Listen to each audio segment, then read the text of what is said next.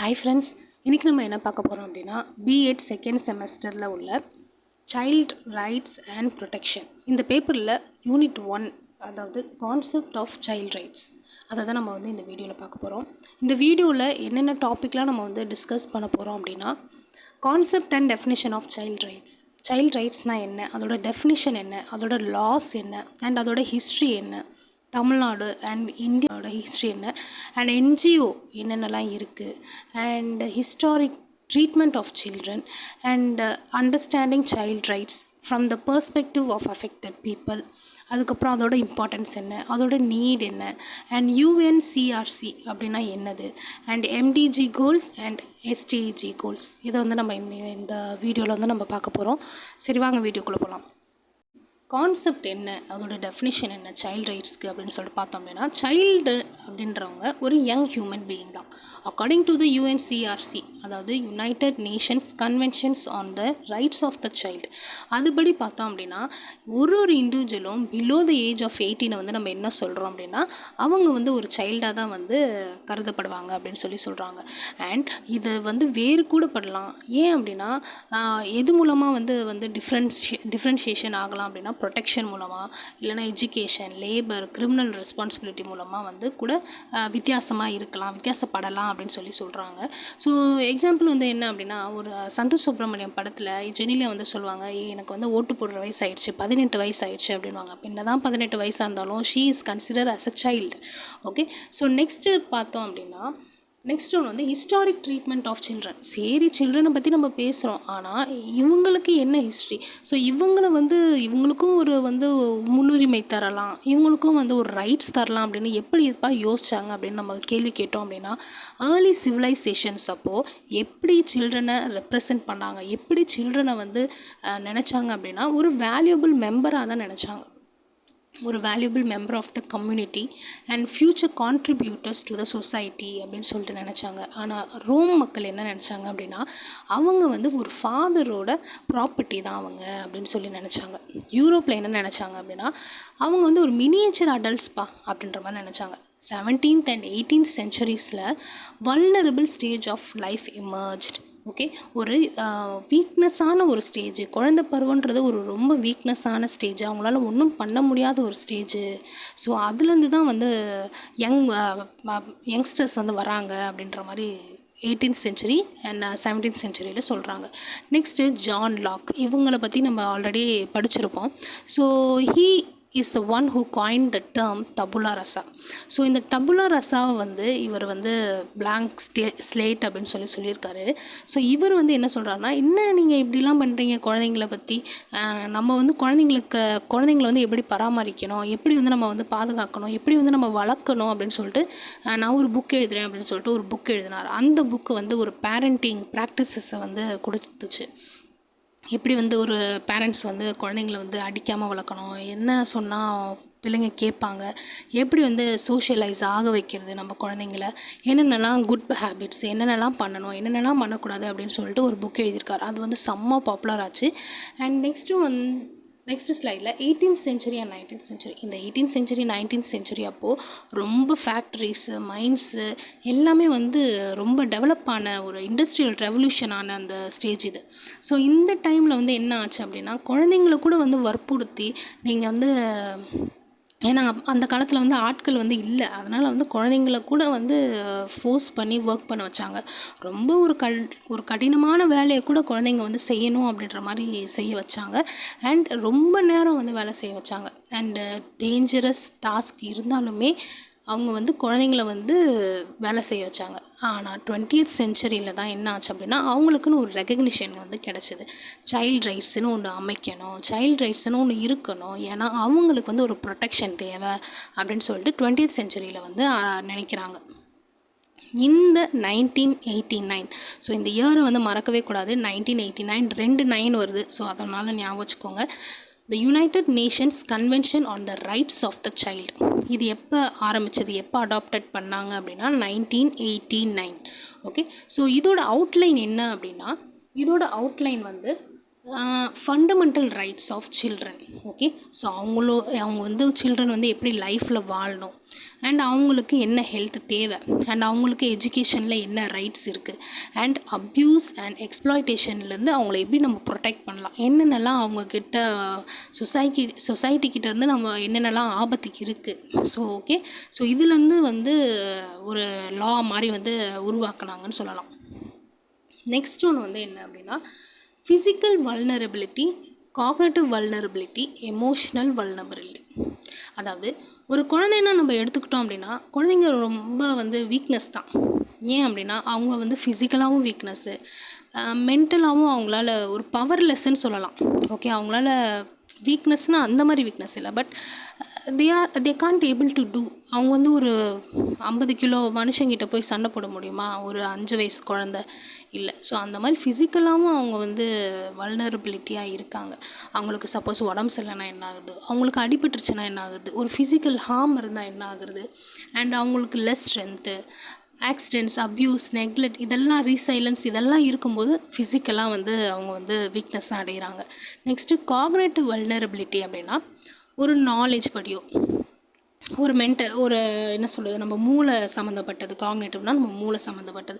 So அந்த knowledge படி அவங்களுக்கு புரியுதா புரியலையா, அண்டர்ஸ்டாண்ட் இருக்கா இல்லையா, ஒரு கிரிட்டிக்கல் திங்கிங்கில் வந்து அவங்களோட ஸ்கில் வந்து இருக்கா இல்லையா, ஒரு மெச்சூரிட்டியாக இருக்காங்களா, ஒரு இம்மெச்சூரிட்டியாக இருக்காங்களா அப்படின்ற மாதிரி. ஓகே, ஸோ அவங்க வந்து ரொம்ப இம்மெச்சூரிட்டி. நெக்ஸ்ட்டு நாலேஜும் கம்மியாக இருக்கும், அண்டர்ஸ்டாண்டிங்கும் கொஞ்சம் கம்மியாக இருக்கும், கிரிட்டிக்கல் திங்கிங் ஸ்கில்ஸும் கம்மியாக இருக்கும். ஓகே, ஸோ அது வந்து வீக்னஸ். அண்ட் நெக்ஸ்ட் வந்து எமோஷ்னலாக அவங்க என்ன வீக்னஸ் அப்படின்னா stress and drama and adversity. So இதெல்லாம் வந்து நீங்கள் எழுதலாம். நெக்ஸ்ட் ஒன்று வந்து டிபெண்டன்சி. ஆமாம், குழந்தைங்க வந்து மோஸ்ட்டாக யார் மூலமாக டிபெண்ட் பண்ணியிருப்பாங்க, அவங்க வந்து அடல்ட்ஸ் மூலமாக தான் வந்து டிபெண்ட் பண்ணியிருப்பாங்க. ஒரு வீட்டில் எடுத்துக்கிட்டிங்க அப்படின்னா ஒரு குழந்தை வந்து அப்பா அம்மாவை டிபெண்ட் பண்ணியிருக்கோம், அப்படி இல்லைன்னா அண்ணா அக்காவை வந்து டிபெண்ட் பண்ணியிருக்கோம். ஓகே, ஸோ ஒரு ஸ்மால் ஃபேமிலி, ஒரு நியூக்ளியர் ஃபேமிலியை நான் சொல்கிறேன். சப்போஸ் ஒரு ஜாயின்ட் ஃபேமிலினா ஒரு தாத்தா பாட்டி, சித்தப்பா சித்தி அப்படின்னு அடல்ட்ஸை நம்பி தானே இருக்குது. ஸோ அவங்களோட கேர், அவங்களோட ப்ரொடெக்ஷன் அண்ட் அவங்களோட சப்போர்ட் வந்து தேவை. Okay, so to meet their basic need, அவங்க வந்து இந்த ஒரு தோசை சாப்பிட்ணுன்னாலும் அம்மா எனக்கு தோசை சுட்டு தாங்க அப்படின்னு தான் கேட்கும். அதுவாக போய் அடுப்பை பற்ற வச்சுலாம் அதுக்கெலாம் தெரியாது. Okay, so to meet their basic needs and provide a safe and nurturing environment, ஒரு கேரிங்கான என்விரான்மெண்ட் வந்து ஒரு குழந்தைக்கு தேவை. அண்ட் கைட் தேர் டெவலப்மெண்ட், அவங்களோட டெவலப்மெண்ட் அண்ட் க்ரோத்துக்கு வந்து முக்கியமானது எது தேவை அப்படின்னா அவங்கள வந்து யாராவது பராமரிக்கணும், ஒரு கேர் எடுத்துக்கணும். Okay, perceptions and myths about children. So என்னென்னலாம் பர்செப்ஷன் அண்ட் மித்ஸ் வந்து இருக்குது அப்படின்னு சொல்லிட்டு பார்த்தோம் அப்படின்னா, சில்ட்ரன் ஆர் இன்னசென்ட் அப்படின்னு சொல்கிறாங்க. எஸ், சில்ட்ரன்லாம் வந்து ரொம்ப இன்னசென்ட் தான், ரொம்ப ஆனஸ்ட்டாக இருப்பாங்க. அவங்களோட குவாலிட்டிஸே பார்த்தோம் அப்படின்னா நம்புவாங்க மற்றவங்கள, அண்ட் ரொம்ப என்ன சொல்கிறது, ரொம்ப அடல்ட் வந்து டிபெண்ட் பண்ணியிருப்பாங்க. அவங்களோட பிஹேவியர்ஸ் அண்ட் எமோஷனல்ஸ்லாம் வந்து ரொம்ப ட்ரூவாக இருக்கும். ஸோ நெக்ஸ்ட் ஒன்று வந்து children are fragile. So another perception வந்து என்னன்னா அப்படின்னா, சில்ட்ரன்லாம் வந்து ஒரு ஃப்ரெஜைல், அவங்க வந்து ஒரு வல்னரபிள், அவங்க வந்து ஒரு பவர்லெஸ், வீக்னஸ் அப்படின்னு சொல்கிறாங்க. நம்ம வந்து என்ன தான் வந்து வீக்னஸ்ஸு நம்ம நினச்சாலும் ஒரு குழந்தைகிட்ட போய் நீ ரொம்ப வீக்கு அப்படின்னு சொன்னால் அது அந்த குழந்தை வந்து என்ன நினைக்கும், அப்போ நம்ம பேசிக்காகவே நம்ம வீக்கு போல் அப்படின்னு சொல்லிட்டு அதோட மைண்டில் வந்து அதை வந்து எடுத்துக்கிட்டு அதை வந்து லைஃப் ஃபுல்லாகவே அதையே நினச்சிட்டு இருக்கிற மாதிரி, அதோட ஃப்யூச்சர் வந்து பாதிக்கிற மாதிரி இருக்கும். ஓகே, ஸோ நெக்ஸ்ட் ஒன்று வந்து சில்ட்ரன் ஆர் பிளாங்க் ஸ்லேட் அப்படின்னு சொல்கிறாங்க. ஏன் அப்படின்னா பொதுவாகவே வந்து குழந்தைங்களுக்கு பிறந்த பிறகு ஒன்றுமே தெரியாது. ஏன்னா அது வந்து நிறையா கற்றுக்கிறது வந்து யாரால் கற்றுக்கும் அப்படின்னா என்வாயன்மெண்ட் மூலமாக தான் கற்றுக்கும். ஓகே, நெக்ஸ்ட் ஒன்று வந்து சில்ட்ரன் ஆர் நேச்சுரலி ஒபீடியன்ட். ரொம்ப ஒபீனியண்ட்டாக இருந்தாலுமே ஆனால் சில டைமில் வந்து அவங்களுக்கு வந்து ஒரு டிஸ்ரெஸ்பெக்ட் நடக்கும், மிஸ்பிஹேவியர் நடக்கும். Okay, next children are all the same. So எல்லா சில்ட்ரனும் சேம்னு சொல்கிறாங்க. எல்லாருமே ஒரே ஹைட்டில் இருப்பாங்களா, எல்லாருமே ஒரே கலரில் இருப்பாங்களா, எல்லாருமே வந்து பொண்ணா, எல்லாருமே ஒரு ஆணா, இல்லை. Okay, so children are manipulative. ஆமாம், உண்மையாக கொஞ்சம் சொல்லலாம். ஏன் அப்படின்னா சில்ட்ரன் வந்து ஒரு அவங்களோட டிசையரு, அவங்களோட விஷ், அவங்களோட ஆசைகளை வந்து நிறைவேற்றுறதுக்காக பெரியவங்க அவங்க கிட்ட வந்து ஒரு என்ன சொல்கிறது, ஒரு டீல் மாதிரி போட்டிருப்பாங்க. நீ இதை செஞ்சேன்னா நான் அதை செய்கிறேன், அப்போ நீ இதை செய், நான் வந்து அதை என்ன சொல்கிறது, நீங்கள் சொல்கிறத நான் செய்கிறேன் அப்படின்ற மாதிரி ஒரு டீல் போட்டிருப்பாங்க. ஸோ அவங்க வந்து அடல்ட் வந்து முழுசாக நம்பி அவங்க வந்து அந்த ஆசையை செய்கிறது, அந்த அவங்களோட விஷஸை வந்து நிறைவேறத்துக்கு அவங்க வந்து அந்த மாதிரி மேனிப்புலேட் ஆகுறாங்க. Next children are solely the responsibility of their parents. Parents மட்டும்தான் வந்து ஒரு ஃபுல் ரெஸ்பான்சிபிலிட்டி அப்படின்னு நம்ம சொல்ல முடியாது. ஏன்னா அவங்க வந்து வீட்டை தாண்டி வெளியில் வந்து ஒரு சொசைட்டியில் அவங்க வந்து 4 பேரை பார்க்கும்போது, இல்லை பார்க்கு, இல்லை ஸ்கூல்ஸு, டீச்சர்ஸை பார்க்கும்போது, இல்லைனா ரிலேஷன்ஸு, பக்கத்து வீடு நெய்பர்ஸு எல்லாருமே பார்க்கும்போது அவங்கக்கிட்ட இருந்தெல்லாம் வந்து கற்றுக்குறாங்க. அண்ட் அவங்கக்கிட்ட இருந்தும் ரெஸ்பான்சிபிலிட்டிஸ் வந்து என்ன சொல்கிறது, டிபெண்ட் பண்ணி இருக்காங்க அப்படின்னு சொல்லலாம். சரி, நம்ம இதெல்லாம் பற்றி பேசுகிறோம். ரைட்ஸ்னால் என்ன, அது எதுக்கு இம்பார்ட்டண்ட்டு, ரைட்டுன்னு நம்ம எதுக்கு ரைட்டை பற்றியே பேசிட்டு இருக்கோம் அப்படின்னு சொன்னோம் அப்படின்னா, ரைட்ஸுன்றது ஒரு உரிமை. இப்போது சப்போஸ் நம்ம எக்ஸாம்பிள் நம்ம பார்த்தோம் அப்படின்னா, ஒரு சொசைட்டி இல்லை ஒரு ஊர் இருக்குது, அந்த ஒரு கண்ட்ரி இருக்குது. ஓகே, அந்த கண்ட்ரியில் வந்து எல்லாமே வந்து ஃபீடல் சிஸ்டமு, இல்லை ஒரு ராஜா இருக்கார், இல்லைனா ஒரு இதை பிரிட்டிஷ் வந்தாங்க இல்லையா நம்ம நாட்டுக்கு, அதே மாதிரி இருக்குது அப்படின்னா, அப்போ மற்ற பீப்புளெலாம், அந்த நேட்டிவ் பீப்புளெலாம் எப்படி இருப்பாங்க, ஒரு ஸ்லேவாக தான் இருப்பாங்க. ஸோ அவங்களோட வாய்ஸ் வெளில வராது. ஒருத்தவங்களை கொடுமைப்படுத்துகிறாங்கன்னா அவங்க அப்படியே இருந்துருவாங்களா, அப்போ அவங்களுக்கும் வலிக்கும்ல, அவங்களுக்கும் ஒரு உணர்வு இருக்குல்ல, அவங்களுக்கும் எமோஷன்ஸ் இருக்குது. ஸோ அதை அவங்க வெளிக்காட்டும்போது அந்த வாய்ஸ் வந்து அடங்கக்கூடாது, ரைட்?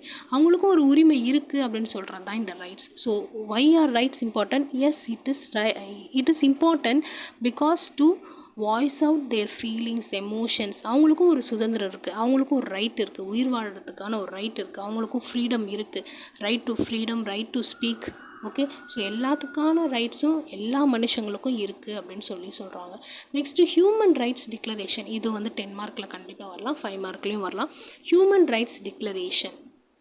இந்த ஹியூமன் ரைட்ஸ் டிக்ளரேஷன் எப்போ ஆரம்பிச்சது அப்படின்னா, the universal declaration on human rights in 1948. Okay, நம்மளுக்கு ஃப்ரீடம் கிடச்சதுக்கு அடுத்த வருஷம் கிடச்சிருக்குன்ற மாதிரி ஞாபகம் வச்சுக்கலாம். 1947, 1948. ஓகே, ஸோ நெக்ஸ்ட்டு என்ன அப்படின்னா, இது எதை பற்றி பேசுது அப்படின்னா, freedom, social justice and peace. So இதை பற்றி பேசுது. நெக்ஸ்ட் ஒன்று வந்து definition. So human rights definition என்ன அப்படின்னா, human right is universal legal guarantees protecting individuals and groups against action. ஒரு ஆக்ஷனுக்கு அகெயின்ஸ்டாக நம்ம வந்து ஒரு குரூப்போ ஒரு இண்டிவிஜுவலோ வந்து ஒரு கேரண்டி மாதிரி அப்படியே என்ன சொல்கிறது, எனக்கு ஒன்றுமே இல்லை, எனக்குன்னு ஒரு ரைட்ஸ் இருக்குது, என்னை யாருமே தோக்கடிக்க முடியாதுன்ற மாதிரி ஒரு கெத்தாக நிற்கிறதுன்னு வச்சுக்கலாமா. ஸோ அந்த மாதிரி இருக்குது தான் ஒரு ப்ரொடெக்டிங்காக ஒரு என்ன சொல்கிறது, ஒரு பவர் இருக்குது, ஒரு பவர் நம்மக்கிட்ட இருக்கிற மாதிரி தான் வந்து ஹியூமன் ரைட்ஸுன்றது. ஸோ இது வந்து ஒரு மாரல் கேரண்டி. ஓகே, ஸோ இது ஏன் அப்படின்னா, சிம்பிளாக சொல்லணும் அப்படின்னா, ஏன்னா நானும் மனுஷன் அப்படின்னு சொல்கிறது தான். Because they are people. Okay, so எல்லாருக்கும் பேசிக் ரைட்ஸ் இருக்குது. இந்த உலகத்தில் எல்லா மனுஷங்களுக்கும் ஒரு பேசிக் ரைட்ஸ் இருக்குது. ஏன் அப்படின்னா அவன் ஒரு மனுஷன். ஓகே, ஸோ இது எது அடிப்படையில் அப்படின்னா, டிக்னிட்டி அண்ட் ஈக்குவாலிட்டி அடிப்படையில். Basic principles of human rights என்ன அப்படின்னா, அதாவது ஒரு ஹியூமன் வந்து பிறந்ததுக்கு அப்புறத்துலேருந்தே வந்து நம்மளுக்குன்னு ஒரு என்ன சொல்கிறது, ஹியூமன் ரைட் வந்து வந்துருச்சு அப்படின்னு சொல்லலாம். Next it is a principle of discrimination and principle of equality. அதுக்கப்புறம் இது யாருமே நம்மக்கிட்ட இருந்து எடுத்துக்க முடியாது, ஏன்னா இது நம்மளோட உரிமை மாதிரி. ஓகே, அண்ட் நெக்ஸ்ட்டு வந்து இது வந்து எல்லாருக்கும் பொதுவானது, common to all, and it comes with a responsibility and it is limited. இது வந்து நம்மளோட ரெஸ்பான்சிபிலிட்டி அப்படின்னு சொல்கிறாங்க. ஸோ இதுதான் வந்து basic principles of human rights. Understand child rights. சரி, நம்ம இது வரைக்கும் வந்து ஹியூமன் ரைட்ஸ்னால் என்னென்னு பார்த்தோம், ரைட்ஸ்னால் என்னென்னு பார்த்தோம். ஸோ சைல்ட் ரைட்ஸை நம்ம வந்து எப்படி அண்டர்ஸ்டாண்ட் பண்ணுறது, அவங்களுக்குன்னு ஒரு ரைட்ஸ் இருக்குது, அது என்னென்னலாம் ரைட்ஸ் அப்படின்னு சொல்லிட்டு பார்த்தோம் அப்படின்னா, ஃபர்ஸ்ட் ஒன்று வந்து respect for the child's voice. ஒரு சைல்டு வந்து ஒரு குழந்தை வந்து ஒன்று சொல்லுது, ஒரு ஒப்பீனியன் சொல்லுது, இல்லைனா ஒரு எக்ஸ்பீரியன்ஸை சொல்லுது, அதோட வியூஸை சொல்லுது அப்படின்னா, நம்ம அதை வந்து ரெகக்னைஸ் பண்ணி அதை வந்து ரெஸ்பெக்ட் பண்ணி அது வந்து என்ன சொல்ல வருது அப்படின்னு நம்ம வந்து கன்சிடர் பண்ணணும் அப்படின்னு சொல்கிறாங்க. நெக்ஸ்ட் ஒன்று வந்து கான்டெக்ஸ்சுவல் அண்டர்ஸ்டாண்டிங். இந்த கான்டெக்ஸ்சுவல் அண்டர்ஸ்டாண்டிங் அப்படின்னா, ஒரு கம்யூனிட்டியும் ஒரு சேலஞ்சஸ் ஃபேஸ் பண்ணும், இல்லைனா ஒரு ட்ரெடிஷன் அவங்களுக்குன்னு இருக்கும், ஒரு ரூல்ஸ் இருக்கும். ஃபார் சப்போஸ் ஒரு முஸ்லீம் வீட்டில் வந்து ஒரு குழந்தை எப்படி வளரும், ஒரு கிறிஸ்டின் வீட்டில் ஒரு குழந்தை எப்படி வளரும், அதோட ரூல்ஸ் அண்ட் ரெகுலேஷன்ஸ்லாம் தனித்தனியாக இருக்கும். ஸோ அது பார்த்துட்டு நம்ம அதுக்கு தகுந்த மாதிரி வந்து அந்த குழந்தைங்கள வந்து நம்ம வந்து அண்டர்ஸ்டாண்ட் பண்ணணும், அவங்களோட ரைட்ஸ் வந்து ரியலைஸ் பண்ணணும் அப்படின்னு சொல்கிறாங்க. Next engaging with care givers and communities. So engaging with parents and care givers, அவங்களுக்குன்னு ஒரு கம்யூனிட்டி இருக்கும். ஸோ அவங்களுக்குன்னு ஒரு நீட் எக்ஸ்பீரியன்ஸ் இருக்கும். ஸோ அது வந்து நம்ம வந்து பார்க்கணும். பேசிக்காக வந்து ஒரு குரூஷியலான ஒரு ரோல் வந்து என்ன அப்படின்னா, சில்ட்ரனோட வாழ்க்கை, அதாவது சில்ட்ரனோட லைஃப் வந்து நம்ம வந்து நல்லபடியாக வந்து ஒரு என்ன சொல்கிறது, ஒரு ஆப்பர்ச்சுனிட்டி கொடுக்குற மாதிரி அவங்களோட லைஃப்பை வந்து நம்ம வந்து உருவாக்கணும். ஓகே, ஸோ அவங்கள வந்து ஒரு டிஸ்கஷனு இல்லைனா ஒரு டெசிஷன் மேக்கிங் ப்ராசஸில் வந்து இன்வால்வ் பண்ணணும். ஒரு என்ன சொல்கிறது, அவங்கக்கிட்ட கேட்டு அவங்களோட ஒப்பீனியன் வந்து சரியா இல்லையா, அவங்க என்ன திங்க் பண்ணுறாங்க அப்படின்னு சொல்லிட்டு அதையும் நம்ம வந்து தேடணும், யோசிக்கணும் அப்படின்னு சொல்கிறாங்க. நெக்ஸ்ட் ஒன்று வந்து லிசனிங் டு மார்ஜினலைஸ்டு குரூப்ஸ். இங்கே மார்ஜினலைஸ்டு குரூப்ஸ்னால் ஒரு பாவர்ட்டியாக இருக்க ஒரு புவர் பீப்புள், அவங்களோட குழந்தை எப்படி இருக்கும், சரி ஓகே, டிசபிலிட்டிஸ் அவங்களோட மைண்ட் செட் எப்படி இருக்கும், அந்த குழந்தையோட ரைட்ஸ் என்ன, ஓகே. ஸோ ஒரு என்ன சொல்கிறது, மைனாரிட்டி எத்னிக் குரூப்ஸ், அவங்களோட என்ன சொல்கிறது, அவங்களோட ஃபீலிங்ஸ் அண்ட் எமோஷன்ஸ் எப்படி இருக்குது, அவங்களோட ரைட்ஸ் என்ன, ஒரு இண்டிஜினியஸ் கம்யூனிட்டிஸு, ரெஃப்யூஜிஸு, அவங்களோட குழந்தைங்க வந்து என்னென்னலாம் சேலஞ்சஸ் வந்து ஃபேஸ் பண்ணுறாங்க, அவங்களோட எக்ஸ்பீரியன்ஸ் என்ன அப்படின்றதையும் நம்ம வந்து அண்டர்ஸ்டாண்ட் பண்ணணும். Next incorporating lived experience. சரி, அதாவது ஒரு அஃபெக்டட் இண்டிவிஜுவல் வந்து ஒரு ஏரியாவில் வந்து இருக்காங்க அப்படின்னா அவங்க வந்து என்னென்னலாம் வந்து எக்ஸ்பீரியன்ஸ் பண்ணுறாங்க அப்படின்னு சொல்லிட்டு நம்ம அதையும் வந்து நம்ம வந்து தெரிஞ்சுக்கணும் அப்படின்னு சொல்கிறாங்க. இதை நம்ம எப்படி தெரிஞ்சுக்கலாம், குவாலிட்டேட்டிவ் ரிசர்ச் மூலமாக தெரிஞ்சுக்கலாம். இல்லைனா ஒரு இன்டர்வியூஸ் வச்சு, இல்லைனா ஒரு அந்த குரூப்ஸை மட்டுமே நம்ம வந்து ஃபோக்கஸ் பண்ணி டார்கெட் பண்ணி அவங்களுக்கு என்னென்னலாம் நீட் இருக்குது, என்னென்னலாம் வந்து தேவைகள் இருக்குது அப்படின்னு சொல்லிட்டு அவங்களோட சேலஞ்சஸ் வந்து நம்ம வந்து கேட்கலாம், அண்டர்ஸ்டாண்ட் பண்ணலாம். இதெல்லாம் வந்து understand child rights. Importance and the need. Okay, so importance and the need to ensure the rights of children. First ஒன்று வந்து என்ன அப்படின்னா, சில்ட்ரன் ஆர் இண்டிவிஜுவல்ஸ். ஒரு ஹியூமன் ஃபேமிலியில் எல்லாருமே வந்து ஈக்குவல் தான். ஸோ அதில் சில்ட்ரனும் ஒரு இண்டிவிஜுவலான ஒரு ஆள் அப்படின்னு சொல்கிறாங்க. Next children start life as totally depend beings. அவங்க பிறந்ததுலேருந்தே யாராவது என்ன சொல்கிறது கேர் பண்ணிட்டு தான் இருக்காங்க. சில்ட்ரன் வந்து மற்றவங்கள அடல்ட் மேலே இல்லைனா பேரண்ட்ஸ் மேலே டிபெண்ட் பண்ணி தான் இருக்காங்க. ஸோ அவங்களோட நீடு தேவை, ஓகே, அவங்களோட தேவைக்காக வந்து அவங்க வந்து டிபெண்ட் பண்ணி தான் இருக்காங்க. Next the actions or inactions of government impact children more strongly than any other group in society. Okay, so தெரிஞ்சோ தெரியாமலையோ ஏதாவது ஒரு அஃபெக்ட் வந்து சில்ட்ரன் மேலே வந்து இருக்கும், ஒரு எஜுகேஷன் மூலமோ இல்லைனா ஹெல்த் மூலமோ நம்ம வந்து பார்த்தோம் அப்படின்னா. ஸோ அது வந்து அவங்களுக்கு வந்து நெகட்டிவ் இம்பேக்டாக வந்து ஃப்யூச்சரில் கொடுக்கறதுக்கு அதிக வாய்ப்பு இருக்குது. Next children's views should be heard and considered in the political process. So சில்ட்ரனால் வந்து ஓட்டு போட முடியாது அப்படின்னாலும் அவங்களால வந்து பொலிட்டிக்கல் ப்ராசஸில் வந்து ஒரு ஈடுபாடு கொடுக்க முடியாது அப்படின்னாலும் ஹோம்லேயோ ஸ்கூல்லையும் லோக்கல் கம்யூனிட்டிஸ்லேயும் கவர்மெண்ட்ஸ்லேயும் அவங்களோட வாய்ஸை வந்து மதிக்கணும் அப்படின்றாங்க. சப்போஸ் அவங்க வாய்ஸ் வந்து ஈடுபடலை அப்படின்னா அது வந்து என்னவாகும், அது வந்து அவங்களோட ஃப்யூச்சரை வந்து பாதிக்கும் இல்லையா. ஸோ அந்த மாதிரி. நெக்ஸ்ட் ஒன்று வந்து many changes in society are having a disproportionate and often negative impact on children. Okay, ஒரு சொசைட்டியில் வந்து ஒரு ஸ்ட்ரக்சர், ஒரு என்ன சொல்கிறது, ஒரு ஃபேமிலியில் இல்லைனா ஒரு கிளைமேட் சேஞ்சில் இல்லைனா ஒரு சொசைட்டியில் வந்து அவங்களுக்கு வந்து டிரான்ஸ்ஃபர்மேஷன், ஒரு சேஞ்ச் வந்து நடக்கும்போது அது வந்து அவங்களுக்கு வந்து டோட்டலாக பாதிக்குது அப்படின்னு சொல்கிறாங்க. ஸோ வந்து ரீசெண்டாக இல்லை ஒரு 2-3 வருஷத்துக்கு முன்னாடி கூட ஒரு பொண்ணு வந்து கிளைமேட் சேஞ்சுக்காக வந்து பேசினாங்க.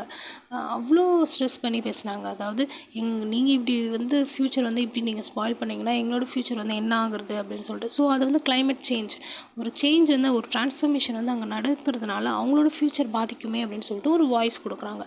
Next the healthy development of children is crucial to the future wellbeing of any society. Okay, ஒரு சில்ட்ரன் தான் வந்து ஃப்யூச்சரோட என்ன சொல்கிறது, ஒரு ஃப்யூச்சர் யங்ஸ்டர்ஸ், ஒரு ஃப்யூச்சர் சொசைட்டி அவங்க. ஸோ இது வந்து ஒரு சில்ட்ரன் வந்து அதான் சொல்லுவாங்கள்ல, ஸ்கூல் வந்து ஒரு மினி சொசைட்டி, மினியேச்சர் சொசைட்டி அப்படின்னு சொல்லுவாங்க.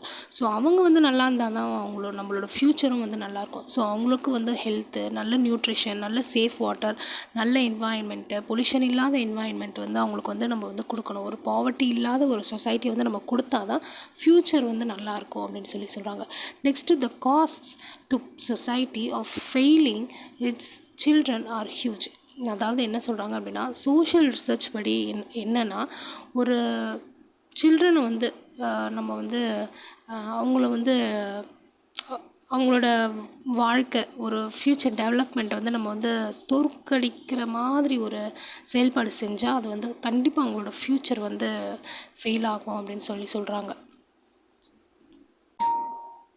ஸோ நெக்ஸ்ட்டு நம்ம என்ன பார்க்க போகிறோம் அப்படின்னா, United Nations convention on the rights of the Child, UNCRCயை பற்றி நம்ம வந்து பார்க்க போகிறோம். ஸோ நான் இந்த வீடியோவே நான் வந்து 2 விதமாக நான் வந்து பார்ட் 1 பார்ட் 2 அப்படின்னு சொல்லிட்டு நான் பிரிச்சிருக்கேன். ஸோ பார்ட் 1ஓட கண்டென்ட் நம்ம முடிச்சாச்சு. பார்ட் 2ஓட கண்டென்ட் தான் வந்து UNCRC பற்றி நம்ம வந்து வீடியோ போட போகிறேன். ஸோ இந்த வீடியோவை வந்து நீங்கள் மறக்காமல் நீங்கள் வந்து பாருங்கள்.